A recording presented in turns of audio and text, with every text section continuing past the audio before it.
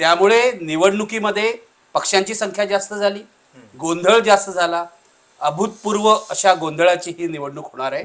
मनोज जरांगे पाटील यांनी निवडणूक लढवली असती तर जसं महायुतीचं नुकसान झालं असतं तसंच महाविकास आघाडीचं काही ठिकाणी नुकसान झालं असतं। आणि उद्धव ठाकरे जेव्हा बोलतात तेव्हा त्यांचं अजून जाहीर झालेलं नाही मुख्यमंत्री पद किंवा मुख्यमंत्री होणार किंवा नाही हे जाहीर झालेलं नाही, पण ते मीच मुख्यमंत्री आहे या कॉन्फिडन्सनी बोलतायत। वाटपामध्ये महाविकास आघाडीने घोळ केला। मी शरद पवारांना, इथले चाणक्य जे आहेत ना महाराष्ट्राचे खरे चाणक्य ते शरद पवारच आहेत। त्यांना बुद्धीच नाहीये। मी तुला सांगतो भाजपचं डोकं फिरलेलं आहे आणि ते नैराश्यामुळे फिरलेलं आहे। त्यामुळे फडणवीस की राहुल गांधी लाल रंग दाखवतात, अरे लाल हा रक्ताचा पण रंग आहे। म्हणजे काय अख्ख्या जगातले लोक ज्यांच्या अंगात रक्त आहे ते सगळे अर्बन नक्सल झाले। राज ठाकरे मनसे ही भाजपची बी टीम आहे, जशी गेल्या इलेक्शनला वंचित होती, पण आता राजकीय नेता म्हणून राज ठाकरेंची विश्वासार्हता शून्य झालेली आहे। पण भाजप हा देश विघातक पक्ष आहे असं माझं मत आहे। नमस्कार, मी प्रशांत कदम। 2019 ते 24 या 5 वर्षांच्या टर्म मध्ये अनेक वादळं बघितल्यानंतर महाराष्ट्राच्या विधानसभेची चावी आता पुढच्या 5 वर्षांसाठी नेमकी कोणाच्या हातामध्ये असणार? निवडणूक ऐन रंगामध्ये आलेली आहे। बऱ्याच घटना आजूबाजूला घडतायत आणि या एका निवडणुकीचे परिणाम महाराष्ट्राच्या एकूणच राजकीय संस्कृतीवरती पुढच्या काही दशकांसाठी होणार आहेत। पहिल्यांदाच असं घडतंय की एका आघाडीमध्ये 3 पक्ष, अशा 2 प्रमुख आघाड्या महाराष्ट्राच्या राजकारणामध्ये एकमेकांच्या विरोधात आहेत। 6 पक्ष झालेले आहेत, म्हणजे 2 प्रादेशिक पक्षांची शकल झाल्यानंतर होणारी ही पहिली महाराष्ट्राची विधानसभा निवडणूक आहे। त्यामुळं राजकीय तज्ज्ञांना, विश्लेषकांना सुद्धा या निवडणुकीचे अंदाज लावणं हे तसं थोडंसं अवघड आहे। पण आत्ता निवडणूक ऐन मध्यामध्ये असताना नेमकं काय घडतंय, निवडणूक कुठल्या बाजूला सरकलेली आहे, हवा कोणाच्या बाजूने आहे आणि जो सुरुवातीचा टेम्पो होता तो अजूनही कायम आहे का, हे आपण सगळं जाणून घेणार आहोत। माझ्यासोबत आहेत ज्येष्ठ पत्रकार निखिल वागळे सर। सर, जेव्हा आपण सुरुवात केलेली होती निवडणुकीची तेव्हा तिकीट वाटपावरून ज्या चर्चा झालेल्या होत्या त्याच्याबद्दल खूप वाद झाले। असं एक म्हटलं जात होतं की महाविकास आघाडीमध्ये ज्या पद्धतीने तिकीट वाटप झालेलं आहे त्याचा त्यांना फटका बसू शकतो। तुम्हाला आता निवडणूक जेव्हा मध्यामध्ये आलेली आहे तेव्हा काय दिसतंय, कुठल्या बाजूला झुकलेली आहे ही निवडणूक आणि कुठले मुद्दे महत्त्वाचे ठरत आहेत? ही निवडणूक खूपच इंटरेस्टिंग आहे, म्हणजे एक तर मनोरंजक आहे आणि उद्बोधक सुद्धा आहे। आणि माझ्या मते महाराष्ट्राच्या इतिहासामध्ये ही अभूतपूर्व निवडणूक आहे। अभूतपूर्व या दृष्टीने की एवढे पक्ष महाराष्ट्राच्या निवडणुकीत कधीच नव्हते। आधीच्या निवडणुका सोप्या होत्या, एका बाजूला शिवसेना भाजप, दुसऱ्या बाजूला काँग्रेस राष्ट्रवादी। आता दोन्ही आघाड्यांमधले 2 पक्ष फुटलेले आहेत, त्यामुळे प्रत्येक आघाडीमध्ये 3-3 पक्ष झाले, म्हणजे हे 6 पक्ष, त्यानंतर मनसे, वंचित, तिसरी आघाडी 9 पक्ष आणि इतर छोटे छोटे पक्ष धरून माझ्या मते 15 ते 16 पक्ष या निवडणुकीत आहेत। त्यावर अपक्ष आणि बंडखोर। त्यामुळे निवडणुकीमध्ये पक्षांची संख्या जास्त झाली, गोंधळ जास्त झाला, अभूतपूर्व अशा गोंधळाची ही निवडणूक होणार आहे। पण मी तुला सांगतो, दर दिवशी मी एक अंदाज घेतोय महाराष्ट्रातल्या लोकांशी बोलून, वेगवेगळ्या भागातल्या। मला या क्षणाला असं वाटतंय की या निवडणुकीत ऍडव्हान्टेज महाविकास आघाडी आहे या क्षणाला। मी 2 दिवसांनी वेगळं बोलू शकतो, म्हणजे परिस्थितीच तशी बदलली तर, पण मी तुला सांगतो का ऍडव्हान्टेज महाविकास आघाडी या क्षणाला आहे। जरांगे पाटीलने जी घोषणा केली निवडणूक न लढवण्याची, ती घोषणा आणि रश्मी शुक्ला यांची निवडणूक आयोगाने केलेली बदली, ह्या दोन्ही बातम्या एकाच दिवशी आल्या। आणि रश्मी शुक्लांची बदली होणं तर खूप सरप्राइझिंग होतं। म्हणजे हे प्रकार आपण इतरत्र बघितलेले आहेत, पण ते विरोधी पक्षाचे सरकार जिथं आहेत तिथं बदल्या होत होत्या। ऐन निवडणुकीमध्ये ज्यांचं सरकार आहे त्यांच्याच पक्षाकडनं अशी बदली होणं नाही। मला असं वाटतं की रश्मी शुक्ला जे काय करत होत्या, म्हणजे त्या भाजप धार्जिण्या होत्या, त्या फडणवीस यांच्या विश्वासू होत्या, हे उघड आहे, म्हणजे याच्यात काय नवल नाहीये। त्यांना 2 वर्षाचं एक्सटेन्शन, त्यांच्यावर गंभीर आरोप असून सुद्धा फडणवीस यांनीच दिलं होतं। पण आता फडणवीस यांच्या हातात काही नाहीये, म्हणजे या सरकारच्या हातात काही नाही, कारण आचारसंहिता लागलेली आहे। आणि शरद पवारांनी जो आरोप केला, आधी नाना पटोलेंनी तक्रार केली होती, शरद पवारांनी पत्रकार परिषद घेऊन जो आरोप केला की पोलिसांच्या गाड्यातून पैशाचं वाटप होतंय, हा आरोप इतका गंभीर होता, म्हणजे निवडणूक आयोगाच्या दृष्टीने निवडणूक आयोग जरी पक्षपाती असला तरी हा आरोप ते अंगावर घेऊ शकत नाहीत। मला असं वाटतं त्यामुळे त्यांची बदली करणं त्यांना भाग पडलेलं आहे तातडीने। आणि नवा अधिकारी नेमणं भाग पडलेलं आहे. माझ्या दृष्टीने महाविकास आघाडीला याचा फायदा होईल, कारण किमान आता वरकरणी तरी ही निवडणूक पोलिसांच्या दृष्टीने पक्षपाती होणार नाही. ओके. दुसरं मनोज जरांगे पाटील. मनोज जरांगे पाटील यांनी निवडणूक लढवली असती तर जसं महायुतीचं नुकसान झालं असतं तसंच महाविकास आघाडीचं काही ठिकाणी नुकसान झालं असतं. बरं. मनोज जरांगे पाटीलला कोणी कन्व्हिन्स केलं निवडणूक लढवू नका म्हणून, याविषयी अनेक स्टोऱ्या आहेत. बरोबर.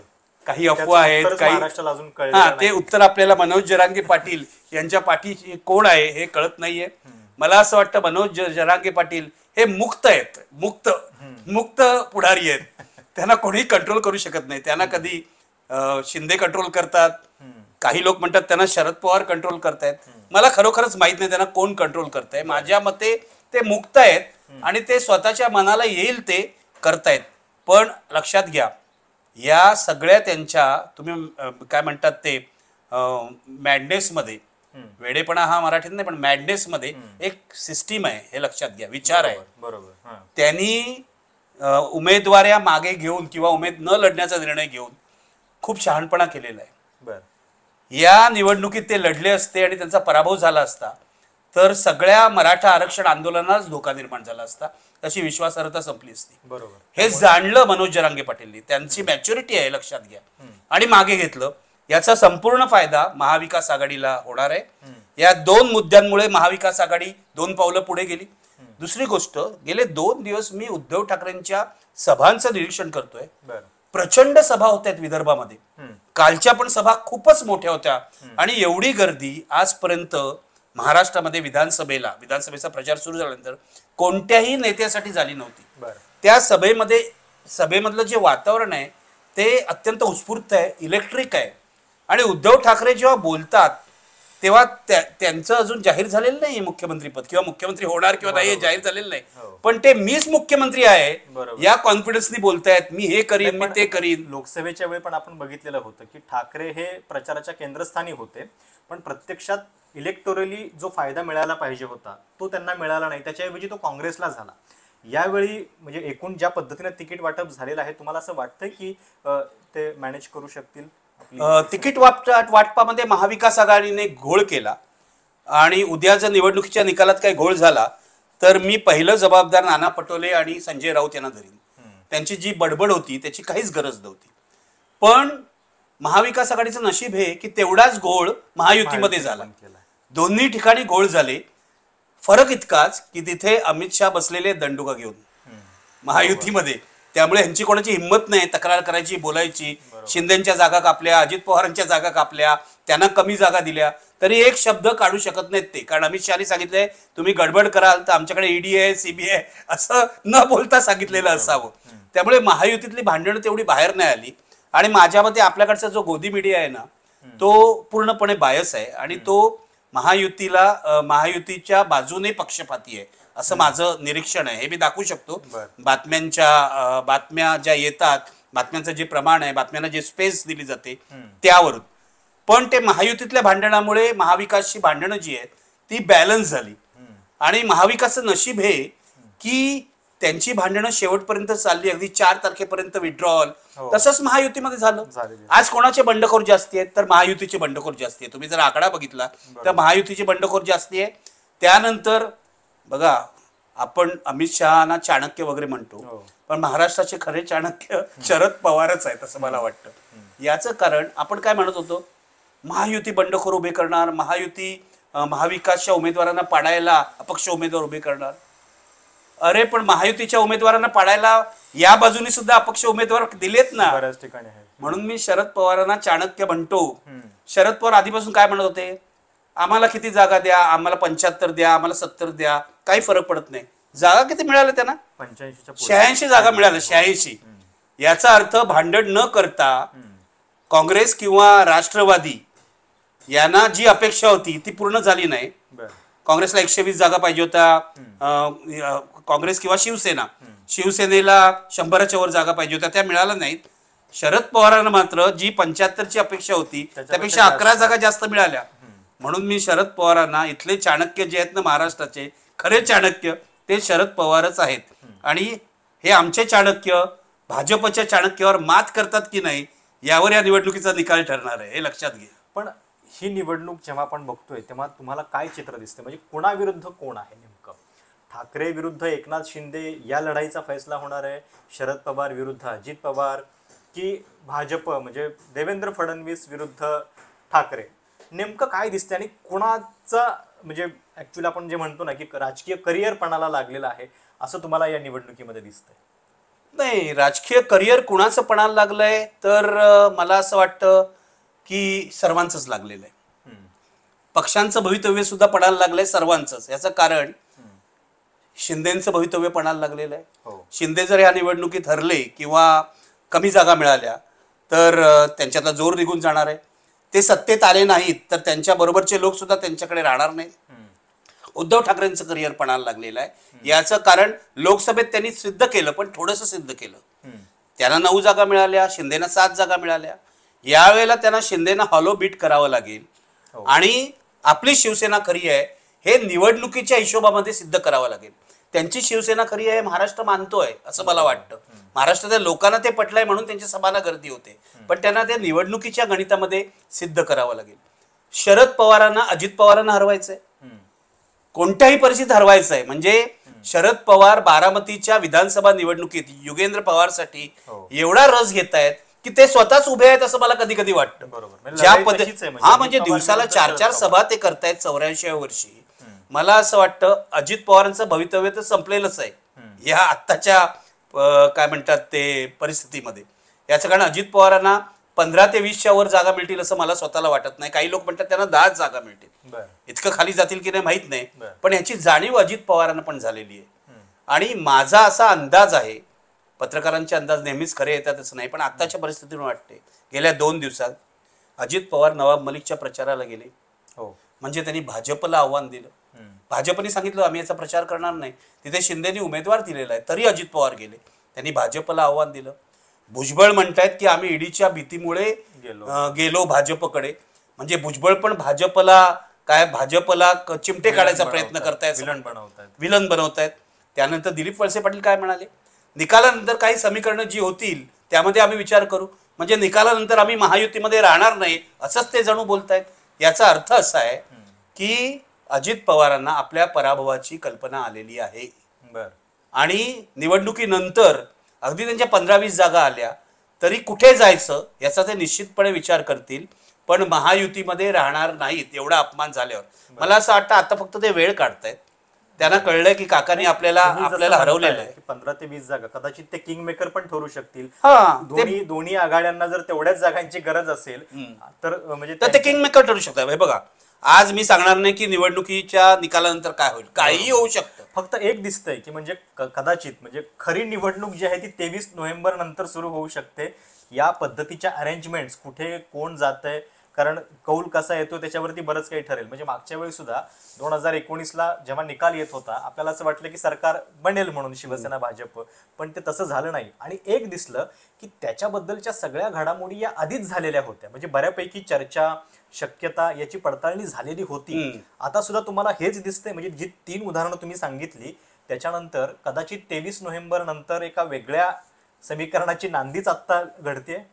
मला असं वाटतं की कोणतीच शक्यता आपल्याला नाकारता येत नाही. असं म्हणतात ना, everything is possible in politics. तर everything is possible in Maharashtra politics असं आता म्हणायला पाहिजे. याचं कारण मी तुला सांगतो, जरी माझ्या मते महाविकास आघाडी पुढे आहे आणि महाविकास आघाडी निवडून आली असं जर म्हणजे त्यांना 145 जागा मिळाल्या तरी हे फार पाठी असणार नाहीत. बरोबर. म्हणजे माझ्या मते त्यांना साधारणपणे 125 जागा मिळू शकतात. 120 ते 25 तेवढ्याही नाही मिळाल्या, दोघांच्याही कमी झाल्या आणि अपक्षच 25च्या वर आले तर कदाचित 1995 सारखी परिस्थिती होऊ शकते. 45 अपक्ष आले होते, त्यांच्या मदतीनेच मनोहर जोशीचं सरकार बनलं. त्यामुळे जे सरकार बनेल त्यांना अपक्षांची मदत घ्यावीच लागेल. दुसरी गोष्ट आणखीन एक तुला सांगतो, जी चर्चा आहे आणि जी अशक्य आहे असं मला वाटत नाही, भाजप जर सर्वात मोठा पक्ष झाला म्हणजे 70 जागा भाजपच्या आल्या, काँग्रेसच्या 65 आल्या, तर सगळ्यात मोठा पक्ष म्हणून राज्यपाल त्यांनाच बोलवतील नियमाप्रमाणे. बरोबर. म्हणजे हा एक कळीचा प्रश्न आहे की सर्वात मोठ्या पक्षाला बोलवायचं की निवडणूक पूर्व आघाडीला बहुमत आहे म्हणून बोलवायचं. त्याच्यामध्ये कदाचित भाजपच्या समीकरणानुसार निर्णय होईल. त्याच्यामध्ये वाद आहेत की कोणाला बोलवायचं हे राज्यपालाच्या विवेक बुद्धीवर अवलंबून आहे. पण आपल्या राज्यपालांनी आपली विवेक बुद्धी ही मोदी शहाना कधीच विकलेली आहे आपल्याला माहिती आहे. त्यांची अपॉइंटमेंटच त्यांनी केलेली आहे. त्यामुळे ते विवेक बुद्धी वगैरे आपण काय त्याची अपेक्षा करू शकत नाही. वरतून आदेश आला तर ते भाजपला पहिल्यांदा बोलवतील. भाजपची विवेक बुद्धी जागी असली तर ते नाकारतील जर त्यांना बहुमत नसेल तर. पण इथे विवेक बुद्धी नाहीच आहे, कुठेच नाहीये. त्यामुळे आपण थेट महाविकास आघाडीला आघाडी म्हणून मान्यता देतील बहुमत मिळालं म्हणून असं काय समजूया नको. काहीतरी गडबड होणार. भाजपला बोलवलं आणि त्यांच्याकडे 125 जागा असल्या त्यांच्या युतीकडे तर अपक्ष घेऊन ते करू शकतात की. अटीतटीची झुंज आहे. त्यामुळे मी कोणतीच शक्यता नाकारत नाही. पण एवढंच सांगतो या क्षणाला आजच्या दिवशी या क्षणाला आपण ज्या क्षणी बोलतोय त्या क्षणाला मला असं वाटतं महाविकास आघाडी थोडीशी पुढे आहे. नाही पण तुम्हाला असं का वाटतंय? कारण एक चर्चा अशी आहे की लोकसभेनंतर महाविकास आघाडीनं मोमेंटम गमावलेला आहे. त्याच्यानंतर लाडकी बहीण योजना आली, त्याचं एक नॅरेटिव्ह महायुतीला थोडंसं मदत करेल अशी एक चर्चा आहे. तिकीट वाटपामध्ये ह्यांनी जे घोळ घातलेले आहेत, विशेषतः रामटेक सारखं उदाहरण आहे. पुन्हा सांगलीमध्ये पण बऱ्याच ठिकाणी अशा घटना घडल्यात. तर तिकीट वाटपामध्ये उद्धव ठाकरेंचे निर्णय चुकलेत अशी एक जोरदार चर्चा आहे. या पार्श्वभूमीवरती तुम्हाला असं का वाटतंय की महाविकास आघाडी पुढे आहे म्हणून? कारण लोकांनी तसं ठरवलेलं आहे. मगाशी जी आपण नॅरेटिव्ह आहेत त्याचा विचार जो केला त्याच्यामध्ये एक महत्वाचं नॅरेटिव्ह आहे. म्हणजे आपण विचार केला ठाकरे विरुद्ध शिंदे, अजित विरुद्ध शरद पवार, याच्यामध्ये एक महत्वाचं नॅरेटिव्ह आहे आणि अत्यंत महत्वाचं आहे की महाराष्ट्र प्रेमी विरुद्ध महाराष्ट्र द्रोही. हे जे लोक आहेत भाजप, शिंदे, अजित पवार यांची प्रतिमा जनतेमध्ये तुझं जाऊन बोललास तर महाराष्ट्र द्रोही अशी झालेली आहे, खलनायक अशी झालेली आहे. आणि हे घडवणारे फडणवीस हे सगळ्यात मोठे खलनायक झालेले आहेत. मला असं वाटतं लोकसभेची निवडणूक या लोकांनी जनतेने हातात घेतली होती. माझा असा अंदाज होता लोकसभेला महाविकास जिंकेल पण 24-25 जागा होतील. मी सांगितलं पण होतं. त्याच्यापेक्षा जास्त 30 झाल्या. एक अपक्ष येऊन मिळाला 31 झाल्या. यावेळेला लोकांनी जर निवडणूक पुढच्या 8 दिवसात हातात घेतली तर काही होऊ शकतं. आणि माझा अंदाज असा आहे की बरोबर आहे जागा वाटपात घोळ झाला, त्याबद्दल आपण सगळ्यांनी टीका केली त्यांच्यावर, अनावश्यक घोळ घातला त्यांनी म्हणून. पण त्यातून ते आता पुढे गेलेले आहेत. काही जागांवर घोळ झाले आहेत, उमेदवाऱ्या चुकीच्या दिल्या आहेत, हेही बरोबर आहे. पण मी तुला प्लस पॉईंट सांगतो महायुतीच्या तुलनेमध्ये. मधल्या 5 महिन्यामध्ये महाविकास आघाडीने काही केलं नव्हतं, आळशीपणा केला, हेही मान्य आहे. त्यांचे नेते अहंकारी झाले, महत्वाकांक्षा वाढल्या, हेही मान्य आहे. पण आता काय झालंय, महायुतीने प्रचार खूप केला जाहिरातीच्या मार्गातून, अजूनही होतोय. खूप पैसे आहेत त्यांच्याकडे, पैसे वाटण्याचं कामही खूप होतोय. शिंदेची प्रतिमा थोडीशी सुधारली, हेही बरोबर आहे. पण झालंय काय, जर लोकांनी ठरवलेलं असेल की आता महाराष्ट्राची अस्मिता हा महत्वाचा प्रश्न आहे, हे तथाकथित गद्दार जे आहेत त्यांना धडा शिकवायचा आहे, तर कोणी महाविकास आघाडीचा विजय थांबवू शकत नाही. आणि मला असं वाटतं गेले 4 दिवस उद्धव ठाकरेंच्या सभांना विदर्भात जी गर्दी होते ती गर्दी खूपच काय म्हणतात त्याला अनप्रेसिडेंटेड आहे. आणि हळूहळू वातावरण बदलतंय असं मला वाटतं. दुसरी गोष्ट म्हणजे लाडकी बहीण योजना. मी सांगतो लाडकी बहीण योजना पॉप्युलर झाली आहे का? हो झाली आहे. त्याचा प्रचार खूप केला का शिंदेनी आणि इतरांनी? हो केलाय. जर कुणाला गरीब लोकांना, गरीब महिलांना 1500 रुपये मिळणार असतील आणि ते 3-3 महिन्याचे मिळणार असतील, 7,500 मिळणार असतील, तर त्यामध्ये काय त्यांना आनंद होणं काय चूक नाहीये. पण एक लक्षात घे की जे लोक गृहीत धरतात की यांना 7,500 दिले म्हणून हे मत आपल्याला देणार, असं होणार नाही. हा सरळ सरळ महिलांचा अपमान आहे. हे पैसे कोणाचे आहेत? हे शिंदेनी खिशातून नाही दिले. शिंदेनी खिशातून दिले असते तर त्यांनी विचार केला असता, किंवा अजित पवारनी खिशातून नाही दिलेले. हे आपलेच पैसे आहेत आणि महिलांमध्ये एवढी समज आहे हे आपलेच पैसे आपल्याला देत आहेत, आता घ्या, पुढचं पुढे बघू. पुन्हा असं आहे की महिला स्वतंत्र राजकीय विचार करत नाही, पैसे दिलेल्याला मत देते असं मानणं हाच महिलांचा अपमान आहे. महिलांना विचार नाही, महिला स्वतःचा विचार आहे महिलेला. त्यानंतर गावाचा विचार आहे. घरातल्या पुरुष सत्ताक पद्धतीत आपण राहतो, हे किती नाही पटलं तरी सत्य आहे. घरातल्या पुरुषाचा विचार आहे, घरातल्या वडीलधाराचा विचार आहे. कुटुंब जेव्हा मतदान करतं तेव्हा अनेकदा सगळं कुटुंब म्हणून विचार करत असतं ग्रामीण भागामध्ये, हे आपण विसरतो आहोत. त्यामुळे पहिल्यापासून मला हे मान्य नाही की लाडक्या बहिणी त्यांना पैसे दिले म्हणून महायुतीला मत देतील, हे काही खरं नाही. प्रश्न असा कोणी केलाय का सर्वे? कोणीही केलेलं नाही सर्वे, उगाच हवेमध्ये पतंग उडवतायत. आजकाल त्याचा अंदाज येणं पण खूप अवघड नाही, झालंय. पतंग उडवतात का मी सांगतो. याचं कारण ह्या ज्या जाहिराती येतात ना लाडक्या बहिणीच्या, मोठमोठ्या जाहिराती, याच्यामध्ये मीडिया पण वाहून जातो. परवा मी बीबीसीवर मला वाटतं प्राचीनी स्टोरी केली, प्राची कुलकर्णींनी. त्याच्यामध्ये महिला यांच्या विरोधात बोलतायत. त्याच्यामध्ये त्या असं बोलतायत की बरोबर 1,500 रुपये दिले पण महागाई किती वाढवली, सिलेंडर हे झालं, भाज्या महागल्या, हे ते असं त्या बोलतायत. महिला ग्राउंडवर जाऊन त्यांनी इंटरव्ह्यूज घेतलेले आहेत. तेव्हा खाली हे पण वातावरण आहे, हे आपल्याला लक्षात घ्यायला पाहिजे. आणि ह्यांनी जो जाहिरातींचा भडीमार केलेला आहे ना, मला आता असं वाटायला लागलं, सुरुवातीला असं वाटत होतं किती जाहिराती करतायत. हा अतिरेक त्यांना महागात पडणार आहे. एक तर खूप आधी वातावरण तापवलं त्यांनी लाडकी बहीणचं. आता असं झालंय, लाडकी बहीणला पर्याय म्हणून भाग्यलक्ष्मी आली. तुम्ही देताय 1,500, ते देतायत 3,000. बरोबर. मग आता तुमच्याच लॉजिकने विचार करायचा तर माणूस 1,500 वाल्याकडे जाईल की 3,000 वाल्याकडे जाईल? मला हे लॉजिक मान्य नाही. पण ऑब्व्हियसली बायकांना 3,000 मिळाले काय, 5,000 मिळाले काय, ते जास्ती पैसे जे देत आहेत त्यांच्याकडे जाईल तुमच्याच लॉजिकनुसार. मला महिला अशा वागतील असं वाटत नाही. महिला पैसे घेतील आणि आपल्याला पाहिजे त्याला मत देतील, हे लक्षात घ्या. त्यामुळे लाडकी बहीण पूर्णपणे निगेट झालेली आहे. त्याचा फायदा होईल महायुतीला, नाही 15 ते 20% फायदा होईल. पण 100% फायदा होईल का? तर होणार नाही. मला असं वाटतं महाविकास आघाडीमध्ये जे ऐक्य होतं लोकसभेला तेवढं आता दिसत नाही. पण मी काल विदर्भाचं पुन्हा उदाहरण देतो. यशोमती ठाकूरनी सभा घेतली होती उद्धव ठाकरेंची. यशोमती ठाकूर या काँग्रेसचे कॅन्डिडेट आहेत. यशोमती ठाकूरनी स्वतःहून मागणी केली की उद्धव ठाकरेंना मुख्यमंत्री करा. एक काँग्रेस नेता मागणी करतोय उद्धव ठाकरेंना मुख्यमंत्री करा. आणि मला दिल्लीहून जे बातम्या कानावर येत आहेत, अजून कन्फर्म नाही, त्याच्यामध्ये राहुल गांधींच्या मते उद्धव ठाकरेच मुख्यमंत्री व्हायला पाहिजेत असं चाललंय. असं दिल्लीतून सभेमध्ये पण थोडी केमिस्ट्री चांगली दिसली त्यांची. पण आणि एक लक्षात आलं का तुझ्या की अचानक महाविकास आघाडीच्या जाहिरातीतून नाना पटोले गायब झाले. जाहिरातीत कोण आलं? आता आपले अध्यक्ष, काँग्रेसचे अध्यक्ष खरगे आणि राहुल गांधी आले आणि शरद पवार आणि उद्धव ठाकरे. नाना पटोले कुठे गेले? मी गेले 4-5 दिवस बघतोय नाना पटोले गायब सगळ्या जाहिरातीतून. राहुल गांधी आले. याचा अर्थ राहुल गांधी हे मेसेज देऊ इच्छित आहेत की नाना पटोले तुम्ही उगाच मुख्यमंत्री पदाची महत्वाकांक्षा ठेवू नका. कदाचित आम्ही आमच्या जागा जास्त आल्या तरी उद्धव ठाकरेंनाच मुख्यमंत्री पद देऊ, असं दिल्लीहून ऐकायला येत आहे. मला माहित नाही, अजून काही कन्फर्म नाही. माझं असं मत आहे उद्धव ठाकरेंना मुख्यमंत्री म्हणून जाहीर केलं महाविकास आघाडीने तर त्यांना फायदा होईल असं मला वाटतं. कारण ते सगळ्यात लोकप्रिय नेते आहेत महाविकास आघाडीतले. म्हणजे त्यांच्या पक्षाला 40च जागा मिळू दे तरी सुद्धा लोकप्रियता त्यांचीच जास्त आहे, हे आपल्याला लक्षात घ्यायला पाहिजे. पण आता लोकसभेच्या वेळी आपण एक बघितलेलं होतं की संविधानाचा मुद्दा जो आहे तो खूप चर्चेत होता. त्याच्यामुळे आपल्याला फटका बसला. त्याला भाजपने एक नाव पण दिलंय, फेक नॅरेटिव्ह चालला आमच्या विरोधात, म्हणून आमचा तोटा झाला वगैरे वगैरे. हे जे इश्यूज होते ते साहजिक आहे की संविधान हा विषय शेवटी केंद्र सरकारचा आहे, त्यामुळे त्यावेळी त्याची चर्चा खूप झाली. यावेळी तुम्हाला तो मुद्दा दिसतोय का? आता काल परवा पण एक कॉन्ट्रोवर्सी सुरू झाली आहे. संविधानाचा कलर शोधला गेलाय आणि त्याचा संबंध थेट शहरी नक्षलवाद्यांशी पण जोडला जातोय.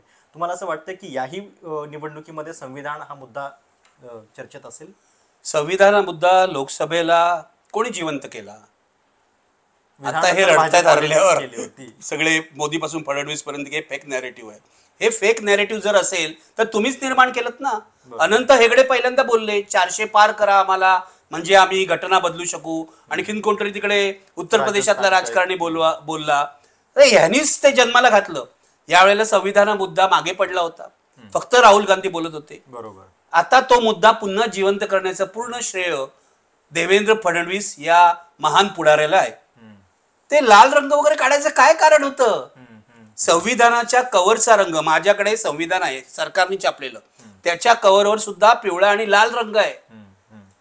जे संविधान ती छोटी कॉपी दाखवतात म्हणजे काय ती कन्साईज राहुल गांधी, त्याचा सुद्धा रंग भडक लाल नाहीये, कम्युनिस्टांचा रंग नाहीये, तो असा काळसर लाल रंग आहे. हे लक्षात घ्यायला पाहिजे. पण यांना बुद्धीच नाहीये. मी तुला सांगतो भाजपचं डोकं फिरलेलं आहे आणि ते नैराश्यामुळे फिरलेलं आहे. त्यामुळे फडणवीस की राहुल गांधी लाल रंग दाखवतात. अरे लाल हा रक्ताचा पण रंग आहे. म्हणजे काय अख्ख्या जगातले लोक ज्यांच्या अंगात रक्त आहे ते सगळे अर्बन नक्सल झाले? लाल हा क्रांतीचा रंग आहे. भगतसिंगनी इन्कलाब जिंदाबाद म्हटलं लाल या रंगाने. आणि भारत हा सर्व रंगांचा देश आहे. आता एक फोटो फिरतोय की मोदींनी जे असं माथ्याला हो, लावलं हो, संविधान हो. ते हिरवं होतं. हो. आता हिरवा काय पाकिस्तानांचा रंग झाला का, की हिरवा काय मुसलमानांचा रंग झाला का यांच्या डोक्याप्रमाणे? बरोबर. माझं म्हणणं आहे भारत हा इन्क्लुझिव्ह आहे. हम्म. लाल असो, काळा असो, हिरवा असो, निळा असो, सगळे आपलेच रंग आहे ना. हेच तर आपलं संविधान सांगतंय. बरोबर. हिरवा रंग आपल्या दृष्टीने समृद्धीचा रंग आहे, निळा रंग शांततेचा रंग आहे. अगदी यांचाच जो आहे, यांनी जो पळवलाय रंग भगवा, तो सुद्धा त्यागाचा रंग आहे. यांना काय कळत नाही, हे भोगाच्या दुनी येत आहेत, यांना काही कळत नाही. मुद्दा असा आहे, यावेळेला मुद्दा कोणी जिवंत केला? देवेंद्र फडणवीस यांनी. पुन्हा हा मुद्दा आलेला आहे, फटकाच बसेल. म्हणजे या संपूर्ण निवडणुकीमध्ये ज्या पद्धतीची विधानं झाली आहेत, म्हणजे ते कोण वसंतराव देशमुख विखेंचे कार्यकर्ते संगमनेरला, त्यांनी एक विधान केलं. त्याच्यानंतर काल परवा आपण बघतोय की सदाभाऊ खोत पवारांच्या कॅन्सर वरच्या आजारानंतर झालेल्या व्यंगावरती असं बोललेत. तर हे जी वक्तव्य आहेत ती पण अडचणीची ठरतील 100%. केवळ तेवढीच नाहीत, आता आजपासून इथे मोदी शहा येत आहेत प्रचाराला. ते आणखीन यांना काहीतरी म्हणतात ना, फॉडर पुरवतील की, कारण मोदी आले म्हणजे ते मुस्लिम विरोधी काहीतरी बोलणार. परवाच काहीतरी बोललेत, हे पळवू, आमच्या मुली पळवून देतील झारखंडमध्ये. ह्यांना काही ताळतंत्रच नाहीये. लोक काय, यांचा लोकांशी कनेक्ट तुटलेला आहे. हे 2014 नाही, हे 2019 नाही, हे 2024 आहे. आणि ह्यांना वाटतं आपण लोकांना पैसे दिले म्हणजे लोक आपल्या बाजूला येतील. असं होणार नाही. आदिवासी, दलित, मुस्लिम आणि जे भाजपला वाटतं ना ओबीसी ही आपली वोट बँक आहे, ओबीसी वोट बँक तुटलेली आहे. विदर्भातला जो कुणबी आहे त्यांनी लोकसभेला सुद्धा भाजपला मतदान केलं नाही, त्यांनी काँग्रेसला मतदान केलं. म्हणून तर डीएमके चाललंय ना. ते खरं एडीएमके आहे, कारण आदिवासी त्याच्यात जोडला पाहिजे. हे सगळे आता काँग्रेसला मतदान करतायत. माझ्या मते काँग्रेस विदर्भात खूपच पुढे. मगाशी तुम्ही एक उल्लेख केला की ही निवडणूक महाराष्ट्र प्रेमी विरुद्ध महाराष्ट्र द्रोही अशी बनलेली आहे. पण या सगळ्या नॅरेटिव्हमध्ये मग बीजेपीनं राज ठाकरेंना सोबत घेतलेलं आहे. म्हणजे ते एक वेगळ्याच पद्धतीचं अरेंजमेंट आहे की ते सोबत आहेत पण असं वाटतात की ते विरोधात आहेत. आणि राज ठाकरे पण टीका करताना एकनाथ शिंदे अजित पवारांच्या वरती करतायत. हे पक्ष फोडाफोडीचं जे राजकारण आहे त्याच्याबद्दल ते शरद पवारांना जबाबदार धरतात.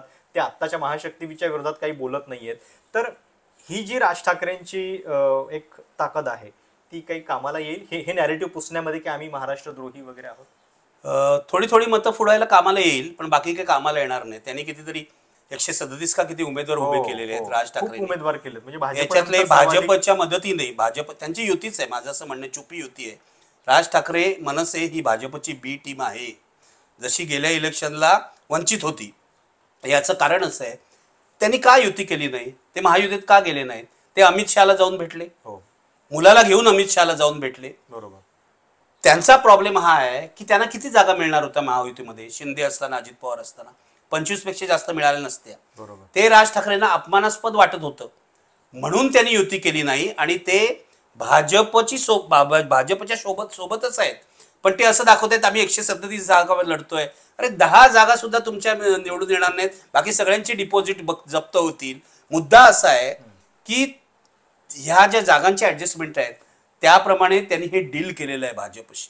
नाहीतर ते का म्हणतील प्रचार चालू असताना की भाजपचा मुख्यमंत्री होणार आहे. एक्झॅक्टली. म्हणजे तुम्हाला का मतं द्यायची लोकांनी? अनेक ठिकाणी मनसे भाजपाशी पण लढाई असेलच की. एक्झॅक्टली. मग ह्यांनी जर सांगितलं भाजपचा मुख्यमंत्री होणार आहे तर यांचे मतदार असतील, मग आम्ही भाजपलाच मतं देतो. तुम्हाला का? राज ठाकरेंची विश्वासार्हता संपलेली आहे. राज ठाकरे भाषण उत्तम करतात. तू काल लिहिलंस ना, त्यांचे डायलॉग म्हणजे एकदम सलीम जावेदचे डायलॉग असतात, याविषयी काय शंका नाहीये. अरे पण कृती काय आहे? तुम्ही इतक्या वर्षात कोणतं आंदोलन केलं? तुम्ही म्हणता आम्ही टोल नाक्यावर आंदोलन केलं. टोल नाक्याच्या आंदोलनाचं काय झालं आपल्याला माहितीये.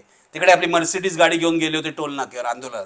हे राज ठाकरे विरोधी पक्ष म्हणून लोकांचा तुमच्यावर विश्वास नाही. राज ठाकरेंवर लोकांचा विश्वास होता 2009ला, जेव्हा त्यांचे 13 आमदार निवडून आले. या आमदारांनी काहीही केलं नाही. पुण्यामध्ये त्यांचे 30 नगरसेवक आले होते, नाशिकमध्ये सत्ता आली होती, मुंबईमध्ये सुद्धा 25 का 30 नगरसेवक होते. काहीही केलं नाही यांनी. अर्धे फुटून कुठे कुठे गेले आणि केवळ मवालीपणा केला. आता त्यांच्या पक्षाचे एक नेते आहेत संदीप देशपांडे, शिवाजी पार्कून निवडून आले होते, बरे होते, नगरसेवक म्हणून बरे होते, पण त्यानंतर फक्त खंडणी खोडी आणि मवालीपणा, या पलीकडे काही केलं नाही त्यांनी. म्हणजे हे स्पष्ट बोलायला पाहिजे. राज ठाकरे माणूस म्हणून अत्यंत चांगले आहेत, मी सांगतो, दिलदार आहेत, कळलं का? मैत्रीला जागणारे आहेत, त्यांचे गुण मला माहिती आहेत, पण आता राजकीय नेता म्हणून राज ठाकरेंची विश्वासार्हता शून्य झालेली आहे. बर. रागवतील माझ्यावर कदाचित हे बोलल्याबद्दल, पण हे स्पष्टपणे सांगायची, आपण बोलतो ना काँग्रेसबद्दल, बरोबर. शरद पवारांबद्दल, मग ह्यांच्याबद्दल का नाही बोलायचं? ही भाजपची बी टीम आहे पूर्णपणे 100%. ओके.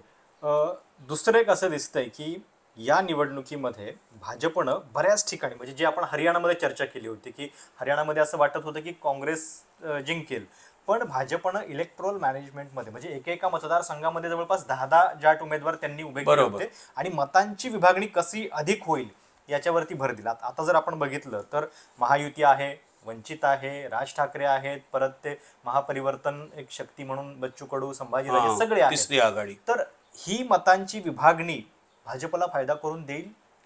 मला असं वाटतं भाजप हरियाणाप्रमाणे सर्व प्रयत्न करेल. पहिला प्रयत्न पोलरायझेशन, ध्रुवीकरणाचा करतील. हो, तो सुरू झालाय. महाविकास आघाडीकडे मराठा मतदार आहेत, त्यामुळे हे ओबीसी पोलरायझेशन करण्याचा प्रयत्न करतील. तो यशस्वी होतो का यावर पण अवलंबून राहतील गोष्टी. पण आता जरांगेंनी आपले उमेदवार म्हणजे निवडणूक लढवण्याचा निर्णय रद्द केल्यामुळे तेवढं ध्रुवीकरण होणार नाही. अत्यंत जातीय वातावरण मराठवाड्यामध्ये आहे या सगळ्या मराठा आरक्षणाच्या आंदोलनामुळे आणि जरांगे पाटलांच्या आक्रमकपणामुळे. ते कसं कमी होतं म्हणजे एक गोष्ट स्पष्ट आहे, मराठा मतदार महाराष्ट्रातला हा महाविकास आघाडीलाच मतदान करणार आहे. आणि त्यांनी टार्गेट ठेवलेलं आहे जरांगेनी. त्यांचं टार्गेट शिंदे नाही आहे, त्यांचं टार्गेट फडणवीस आहे. शिंदेची त्यांची छुपी युतीच आहे असं मला कधी कधी वाटतं. तेव्हा भाजप मतांची विभागणी करायचा प्रयत्न करेल. काही बंडखोरांना भाजपची छुपी मदत आहे, अपक्षांना मदत आहे. हरियाणाचंच मॉडेल इथे लागू करण्याचा त्यांचा प्रयत्न आहे. आता महाविकास आघाडी त्याला कसं उत्तर देते, हे ध्रुवीकरण कसं होतं, दलित, मुस्लिम, आदिवासी आणि ओबीसीतल्या काही जाती या महाविकास बरोबर आहेत, त्या राहतात की नाही यावर खूप गोष्टी अवलंबून आहेत. आणि उद्धव ठाकरे महाविकास आघाडीचं नेतृत्व करत होते लोकसभेला, मधल्या काळात ते कुठेच गेले नाहीत. त्यांचं एन्जिओप्लास्टी झाली, काय एन्जिओग्राफी किंवा एन्जिओप्लास्टी झाली, त्यामुळे ते कुठे जाऊ शकले नाहीत. तर शेवटच्या 15 दिवसात त्यांनी दौरे सुरू केलेत, त्याचा किती फायदा होईल हे सगळं बघावं लागेल. पण भाजप निश्चितपणे अत्यंत चाणाक्षपणे अमित शहाच्या पद्धतीने हे पोल मॅनेजमेंट करायचा प्रयत्न करणार. दुसरी गोष्ट, त्यांचं काय पन्ना प्रमुख असतं भाजपचं, बरोबर आहे, तेही ते करणार. वोटर्स आणण्याचा प्रयत्न करणार, प्रत्येक भागातले वोटर्स हे बूथपर्यंत यावेत हे ते प्रयत्न करणार. महाविकास आघाडीचे उमेदवार याला कसं उत्तर देणार आहेत यावर महाराष्ट्रातली निवडणूक ठरेल. जरी महाविकास आघाडी आता पुढे दिसली असली तरी त्यांनी बेसावध असता कामा नये असं मला वाटतं. भाजपचा पराभव करायचा असेल तर शेवटपर्यंत अलर्ट राहायला पाहिजे. ते राहत आहेत का यावर अवलंबून राहील. पण या निवडणुकीतला एक मुद्दा तुम्हाला नेमका काय दिसतोय? कारण अनेक अभ्यासकांचं मत सुद्धा असं आहे, म्हणजे मुद्दा एक असा कुठला प्रभावी दिसत नाहीये. तुम्हाला असं वाटतंय या निवडणुकीत मुद्दा नाहीये? विचारवंत, अभ्यासक या सगळ्यांविषयी मला आदर आहे, पण त्यांना ग्राउंड रियालिटीज माहीत नसतात असं माझं मत आहे आणि माझा अनुभव आहे. कसं आहे, तेव्हा ह्या निवडणुकीत कोणताच इश्यू नाही. तुम्हीच केलेले सर्वे पहा, CSDS केलेला सर्वे पहा किंवा सी वोटरनी केलेला सर्वे पहा. सगळ्यात मोठा मुद्दा महाराष्ट्रातले मतदार बेरोजगारी हा सांगतायत, त्याच्यानंतर महागाई हा मुद्दा सांगतायत. मग इश्यूलेस कसं आणि या मुद्द्यांवर बोलतायत. सगळ्यात महत्वाची गोष्ट, महाराष्ट्रात जी गद्दारी झाली, ज्या प्रकारे पक्ष फोडले गेले, कुटुंब फोडली गेली, निशाण्या पळवल्या गेल्या, पक्षाची नावं पळवली गेली, हा इश्यू नाहीये. म्हणजे इश्यू म्हणजे तुम्हाला घरी बसून जे वाटतं ते इश्यू आहेत का? हा इश्यूच आहे ना. गद्दारी जी झाली, राजकारण रसातळाला गेलं, हा इश्यू नाही. महाराष्ट्रातले प्रकल्प बाहेर गेले, हा इश्यू नाही. हे इश्यू आहेत लोकांच्या मते. महागाई हा इश्यू आहे, बेरोजगारी हा इश्यू आहे. आणि मला असं वाटतं की यांच्या अकॅडमिक थिंकिंगनुसार जे इश्यू असायला हवेत ते नसतील कदाचित. पण मी काय महाराष्ट्रातल्या विचारवंतांवर किंवा अभ्यासकांवर त्यांचा आदर करतो, पण त्यांच्या अनालिटिकल पॉवरवर माझा फारसा विश्वास नाहीये. कारण माझ्या असं लक्षात हे जे बोलतात ना ते खाली भलतंच चालू असतं. तर खाली काय चालू आहे, महाराष्ट्राचा अपमान झाला असं लोकांना वाटतंय की नाही? मला सांग, मोदींचा 2004ला मोदींच्या जागा कमी होईपर्यंत योगेंद्र यादव सोडले तर सगळे विचारवंत काय सांगत होते आपल्याला? नाही मोदी येऊ शकतात, 300च्या वर जागा मिळू शकतात. आता या निवडणुकीत आता लोकसभेला सांगत होते ना, कुठे गेले यांचे विचारवंत? म्हणजे हे आपल्या एसी चेंबरमध्ये बसून करतात. यांचे जे सर्वेअर्स असतात हे कुणाला भेटतात, काय बोलतात यावर अवलंबून असतं. आणि CSDS या संस्थेविषयी मला आदर आहे. त्यांचे सर्वे चांगले असतात ओव्हरऑल. आणि सगळ्यात महत्वाची गोष्ट म्हणजे ते सीट्स काढत नाहीत, ते सेफ खेळतात. सीट्स काढले की खड्ड्यात गेले त्यांना माहिती आहे. एका सुद्धा या तज्ञांनी योगेंद्र यादव वगळता सांगितलं का की मोदींच्या इतक्या जागा कमी होत आहेत, भाजपला बहुमत मिळणार नाहीत? का नाही सांगितलं? गद्दारी वगैरे जो विषय आहे त्याच्याबद्दल एक चर्चा अशी पण असते की कदाचित हे मुद्दे जे आहेत ते एका पॉलिटिकल सर्कलशी निगडीतच आहेत. ते लोकांपर्यंत नरेशन पोहोचलंय की नाही याच्याबद्दल शंका उपस्थित केली जाते. लोकांपर्यंत नरेशन पोहोचलंय की नाही हे जर बघायचं असेल तर लोकात जावं लागेल ना. बरोबर. हे विचारवंत लोकात जातात का? कुठच्या लोकात जातात? चला माझ्याबरोबर, मी दाखवतो.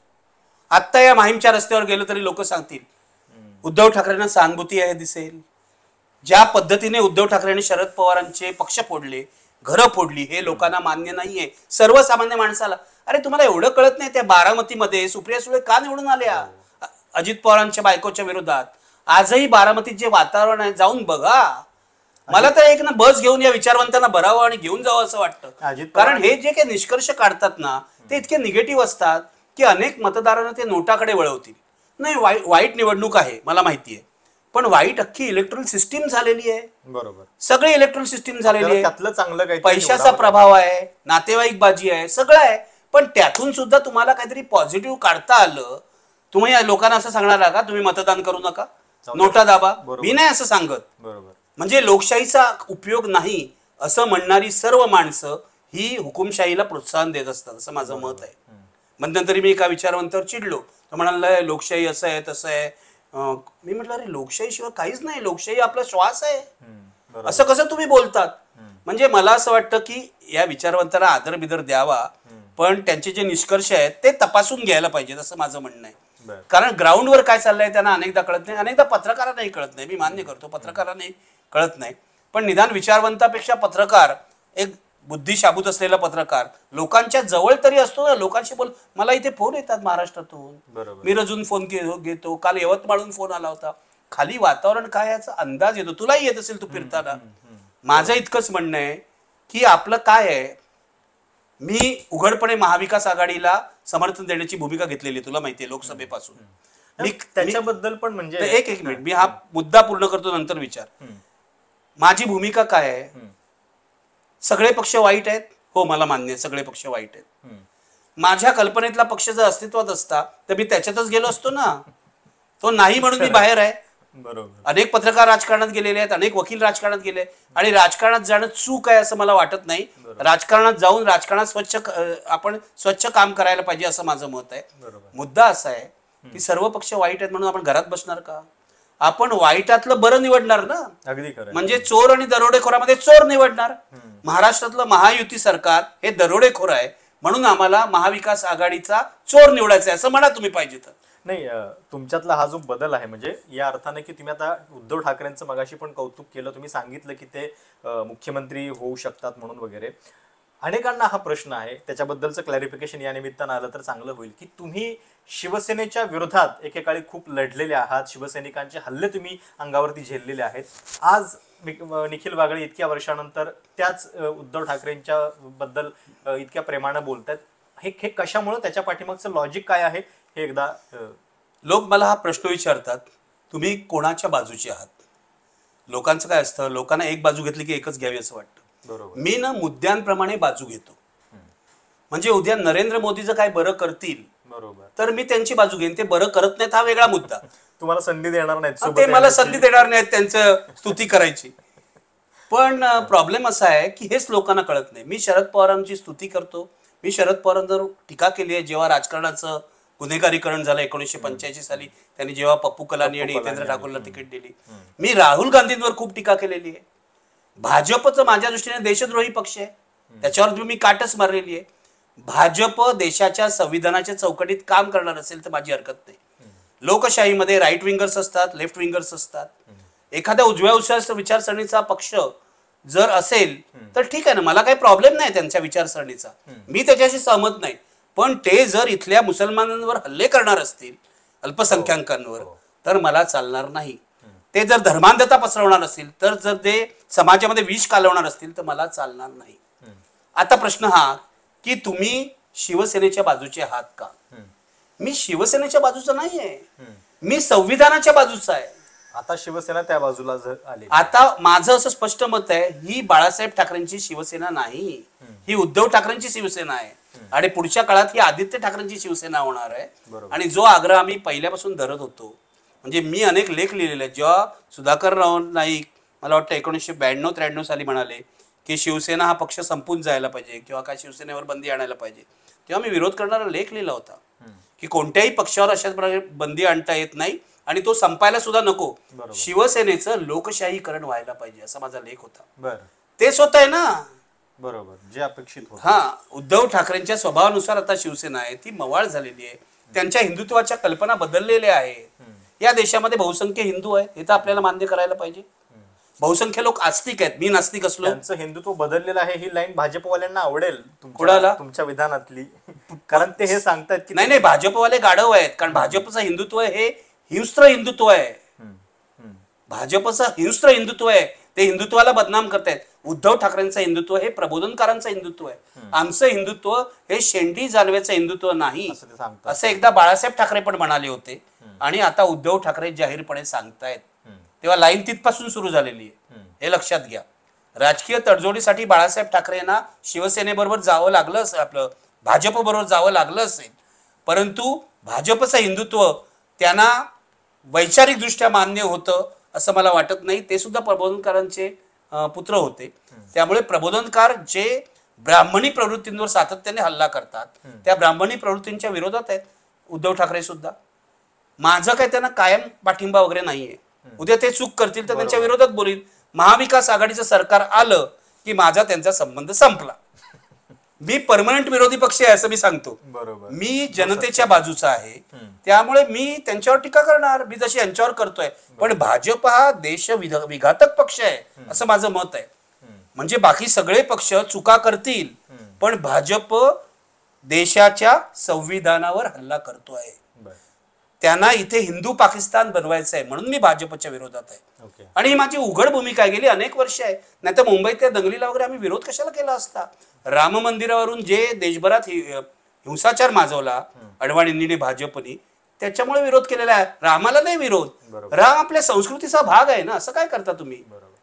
जाता जाता पुन्हा एकदा विषय निवडणुकीचा आत्ताच्या काय वाटतं तुम्हाला, की म्हणजे एकतर दोन्ही बाजूंनी थेटपणे हे सांगितलेलं नाहीये की आम्ही पुढचा मुख्यमंत्री कोण, किंवा जसं 2019च्या निवडणुकीमध्ये मी पुन्हा येईन असं देवेंद्र फडणवीस म्हणाले होते. यावेळी ते सांगू शकत नाहीयेत. ते हे पण सांगू शकत नाहीयेत की भाजपचाच मुख्यमंत्री होईल. आता अमित शहानी डेडलाईन तर पुढची दिली आहे, म्हणजे 2029ची. आणि महाविकास आघाडीमध्ये पण उद्धव ठाकरेंनी जरी मागणी केली होती की कुणीही करा पण मुख्यमंत्री पदाचा चेहरा द्या, तो दिलेला नाहीये. 23 तारखेनंतर काय दिसतंय तुम्हाला, मुख्यमंत्री कोण असेल महाराष्ट्राचा? मला दिसण्यापेक्षा पहिलं म्हणजे मला काय वाटतंय मी सांगतो, जे चुकू शकतं. त्यामुळे लोक नाही तर उद्या मलाच धरतील, हे का नाही झाले. मी काय राहुल गांधी नाही ना, किंवा मी मोदी नाही, किंवा अमित शहा नाही. त्यांच्या मनात काय हे मी सांगू शकणार नाही, पण कोण व्हावं हे मी सांगतो. माझ्या मते महाविकास आघाडीत कोणत्याही पक्षाला किती जागा मिळाल्या तरी उद्धव ठाकरेंनी मुख्यमंत्री व्हावं असं मला वाटतं. कारण उद्धव ठाकरेंबद्दल लोकांच्या मनामध्ये एक आस्था आहे, आपुलकी आहे. आणि त्यांनी गेल्या वेळेला जेव्हा मुख्यमंत्री होते कोरोना काळामध्ये, तेव्हा कुटुंब प्रमुख म्हणून उत्तम काम केलेलं आहे. आजही जाऊन सर्वे घेतला. आत्ता जो सर्वे आला CSDSचा, त्याच्यामध्ये उद्धव ठाकरेंना 28% मतं आहेत आणि शिंदेना 20% मतं आहेत. त्यामुळे Uddhav Thackeray is the most popular leader at this movement in Maharashtra. मला असं वाटतं की त्यांची जी सोबर स्टाईल आहे ना, कधी कधी मला वाटतं की हे स्वभावाने सोबर आहेत आणि भाषण काय करतात आक्रमकपणे, ठीक आहे, पण लोकांना वाटतं हा आपल्या घरातला माणूस आहे, हा आपला दादा आहे वगैरे असं वाटतं. मला असं वाटतं त्यांना संधी मिळायला पाहिजे, कारण त्यांची संधी हिरावली गेली गेल्या वेळेला. करतायत काय बघूया, नाही तर टीका करूया. पण उद्धव ठाकरेंनी म्हणजे पहिली गोष्ट म्हणजे महाविकास आघाडीचं सरकार आलं पाहिजे. ते येईल अशी माझी अपेक्षा आहे. भाजपने काही गोळ घातले तर नाहीत तर. आणि भाजपला पुढची 5 वर्ष सत्तेबाहेर राहायला पाहिजे. त्यांच्यामध्ये जो माज आलेला आहे, त्यांच्यामध्ये जे घाणेरडे गोष्टी सुरू झालेल्या आहेत, फडणवीसना सुद्धा सत्तेबाहेर राहायला पाहिजे. याचं कारण फडणवीस असे नव्हते 2014 पूर्वी, सत्तेमुळे ते असे बनलेले आहेत. त्यांना थोडं डिटॉक्स करायला पाहिजे, डिटॉक्स. तर मला असं वाटतं राजकीय दृष्ट्या डिटॉक्स करायला पाहिजे. महाविकास आघाडीचं सरकार यावं असं मला वाटतं. उद्धव ठाकरेंनी मुख्यमंत्री बनावं असं वाटतं. आणि काँग्रेसच्या सगळ्याच जागा जास्त येतील हे मला माहिती आहे. राष्ट्रवादीच्या सुद्धा जागा येतील 50च्या घरामध्ये असं मला वाटतं. पण तरी सुद्धा कमी जागा आल्या, उद्धव ठाकरेंना हे मान्य नाही होणार कारण त्यांचा कॉन्फिडन्स मोठा आहे. पण कमी जागा आल्या तरी सुद्धा उद्धव ठाकरेंची लोकप्रियता आणि त्यांचं लोकांना हाताळण्याचं जे कौशल्य आहे, म्हणजे सगळे जे नोकरशाह आहेत ते खुश होते त्यांच्यावर गेल्या वेळेला. याचं कारण ते त्यांना पूर्ण स्वातंत्र्य देत होते, निर्णय स्वतः घेत होते, पॉलिसी स्वतः आखत होते. तुम्ही यशोमती ठाकूरनं जाऊन विचारा, कारभार करतायत. त्याच्यानंतर त्यांच्या पहिली गोष्ट म्हणजे हे शिंदेचं जे नॅरेटिव्ह आहे ना, हे लबाडीचं आहे, खोटं आहे. घरी कधी बसले ते, पहिली गोष्ट. काळ नाही, कोविडचा काळ नाही, ते आजारी होते, आजारी पण होते. त्यांनी स्वतःही सांगितलं मला कोविडच्या काळ, मी बोललो नव्हतो पण त्या काळात सुद्धा एक डॉक्टर माझ्या घरी आले होते जे सरकारमधल्या काही जबाबदारीच्या पदावर होते. त्यांनी मला उद्धव ठाकरेंची जी अवस्था सांगितली ती मग मला धक्का बसला. म्हणजे इतके आजारी होते की त्यांना उठताही येत नव्हतं, त्यांना हात त्याच्या मुठी वळवता येत नव्हत्या, संपूर्ण मणक्याचा प्रॉब्लेम होता असं मला सांगितलं. आणि त्यांना सही करता येत नव्हती. म्हणजे खरं तर माझं असं मत होतं त्यावेळेला त्यांनी सुट्टीवर जाऊन अजित पवारांकडे कारभार द्यायला हवा होता, तसाच तो होता, ऑफिशियली केलं नाही. पण इतका गंभीर आजारी होता हा माणूस. आणि त्याच काळात या शिंदेनी सगळं हे राजकारण केलं गद्दारीचं. हे इतकं माणुसकी शून्य आहे. म्हणजे शिंदेसारखा माणूस समोर आला ना मी उभाच करणार नाही. याचं कारण असं की हे माणुसकी शून्य आहे. राजकारण तुमचं काही असो.